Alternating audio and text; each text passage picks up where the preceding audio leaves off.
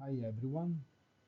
The topic of this presentation regards some of the main theoretical and applied frameworks adopted to the study and the understanding of the optimal and non-optimal conditions underlying sport performance. These are the contents of this presentation: flow and peak performance, integrated model of flow and clutch states, individual zones of optimal functioning model, multi-action plan model, multi-states theory. Starting with flow and peak performance, this is a definition of flow: the state in which a person is fully engaged in an activity, which may be, for example, a highly interesting reading or an enjoyable physical activity such as swimming or running. Flow is an intrinsically rewarding feeling that involves a total focus and absorption in the activity, even in challenging situations, like mountain climbing or a competitive event. Flow can underlie peak performance in a variety of life contexts, including sport. This figure describes the relationship between the perceived challenge, high and low, and the perceived ability of an athlete, skills high and skills low, to deal with a specific challenging situation. A state of flow is experienced when the challenge is high, but the athlete feels to possess the skills to deal with the situation successfully. Conversely, anxiety arises when an athlete doesn't feel to have the skills to deal with a demanding situation, such as a competition.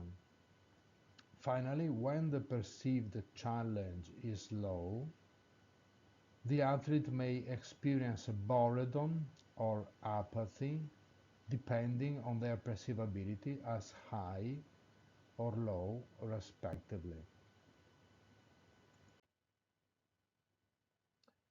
Flow states can accompany peak performance, which is experienced at those magic moments in which the athlete feels in complete control of the situation, highly energized, and performance is well above ordinary levels. A second perspective, called the integrated model of flow and clutch states, identifies not only peak performance in the experience of athletes, but also clutch performance. Similar to peak performance, clutch performance underlies superior performance and is frequently observed under competitive pressure. A clutch state is characterized by a complete and deliberate focus on the task, a heightened awareness of the situation and its demands, and an intense effort.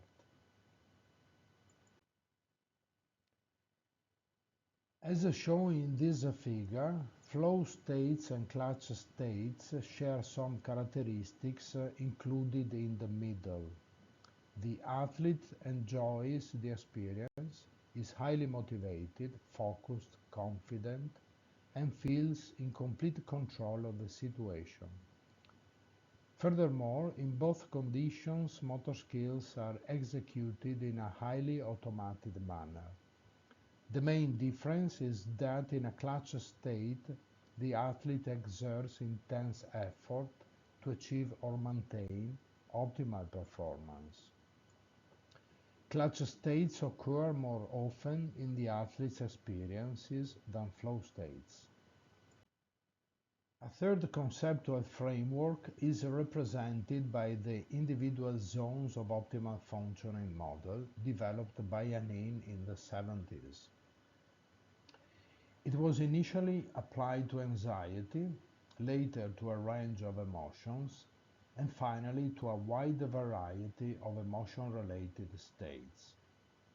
The ISOF model is a sound conceptualization of the relationship between emotion and performance, aimed at describing explaining, predicting, and enable self-regulation of performance experiences.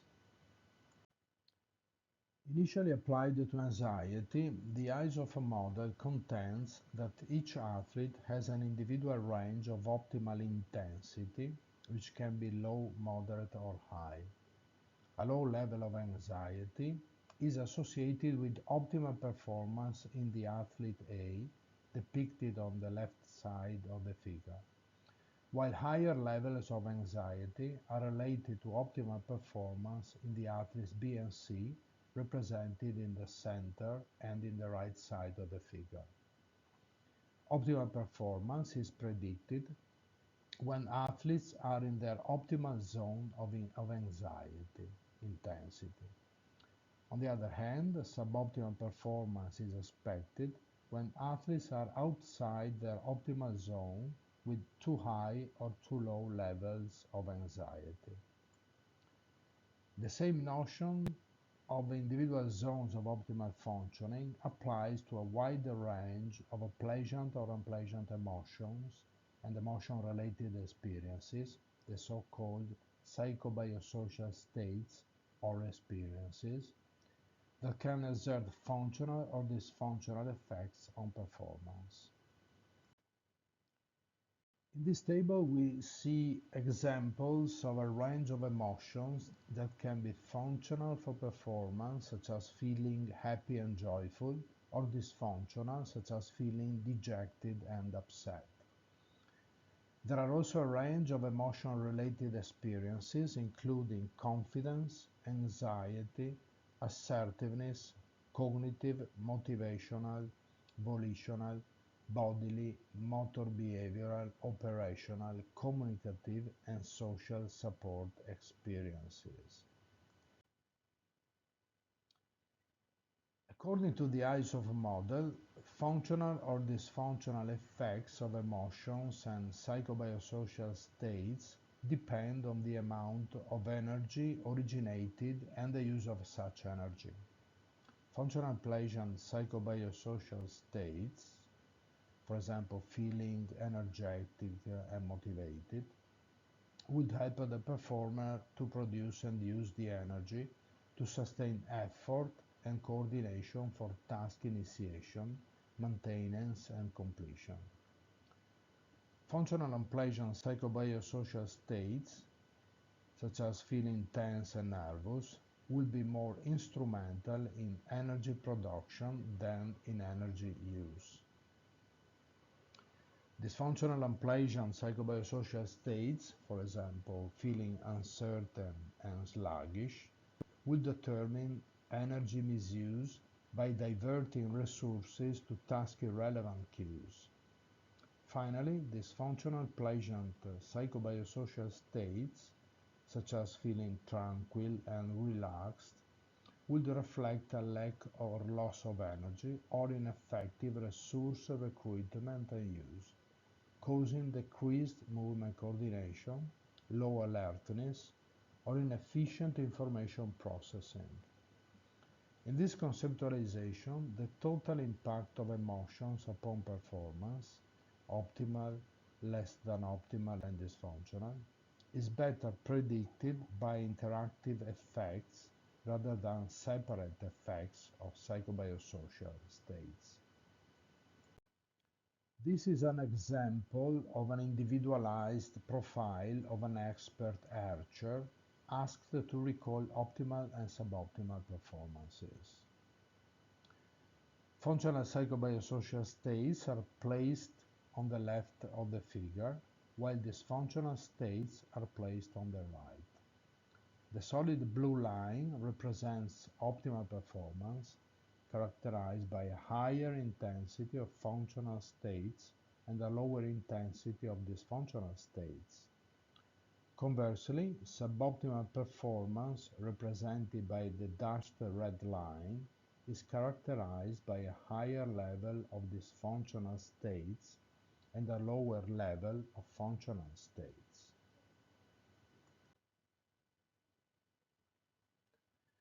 A fourth conceptual model is the multi-action plan model.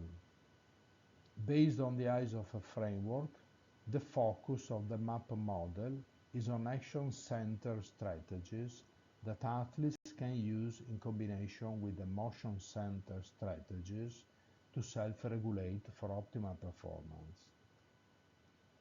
At the heart of the MAP model is a 2x2 notion that describes the interplay between performance, optimal and suboptimal, and action monitoring or control levels, high and low.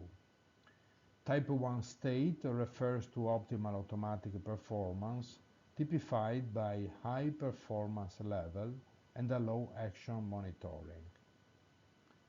This state is similar to a flow-like state that accompanies peak performance. The movement is governed by a parallel processing, that is action supervision or monitoring, and thus is experienced as autonomous, effortless, smooth, consistent, and effective. Beyond Type 1 and Type 2 optimum performance states, two types of dysfunctional states are conceptualized in the MAP model. Type 3 state can be experienced under adverse conditions of stress, exhaustion, or sudden unpredictable issues that often arise under pressure, especially when the performer lacks relevant experience and self-regulatory skills.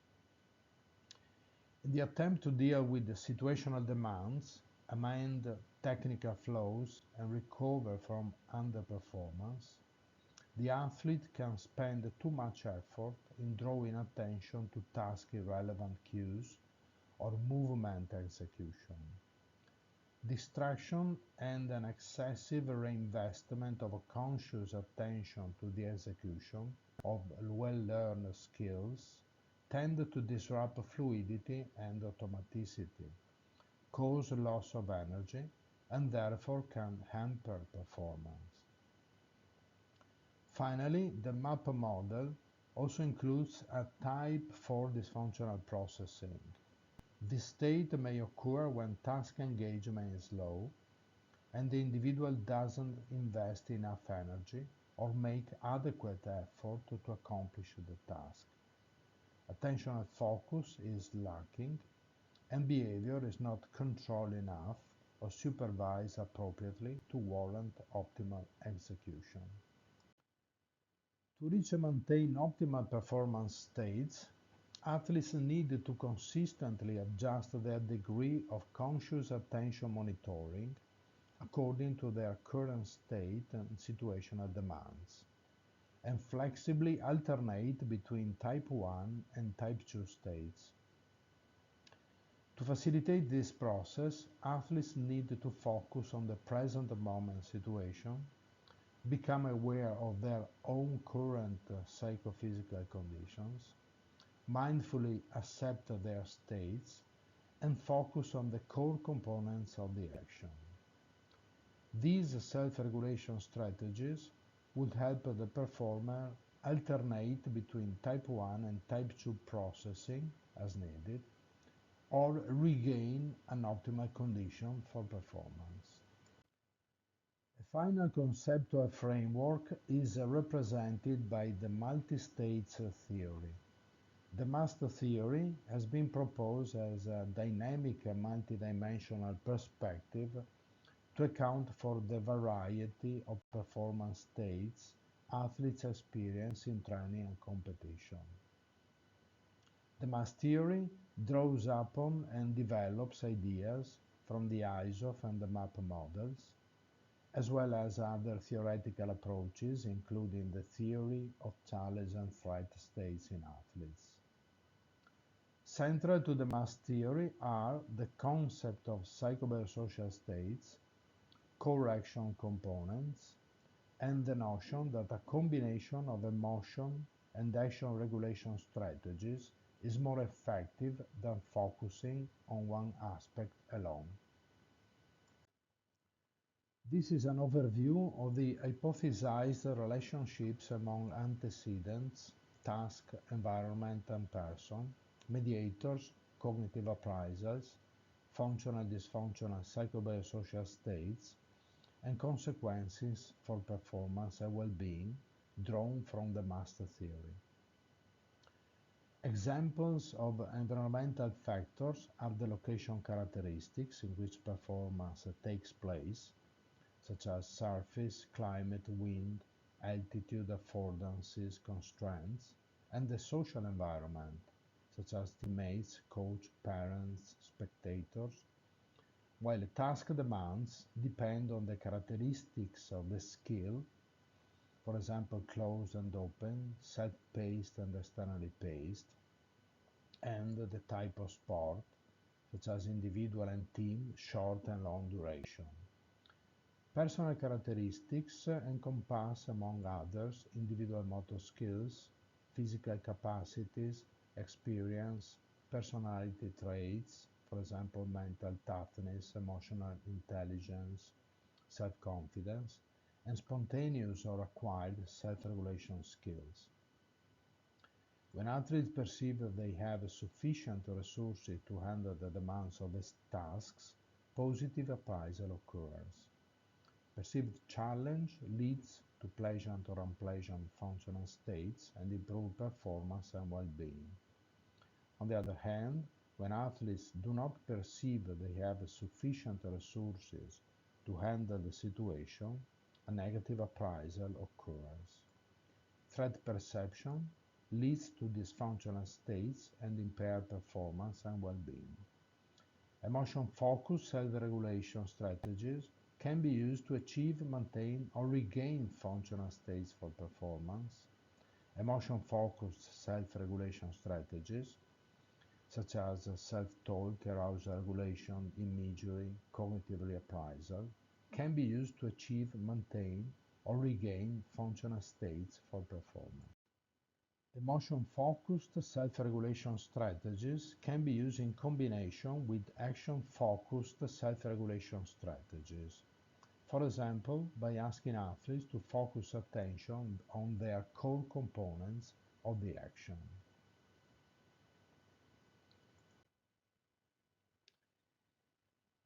In summary, according to the master theory, self-regulation is an individualized approach that involves athletes developing awareness of their psychobiosocial states and core components of the action, accepting their states mindfully, and using both emotion and performance self-regulation strategies.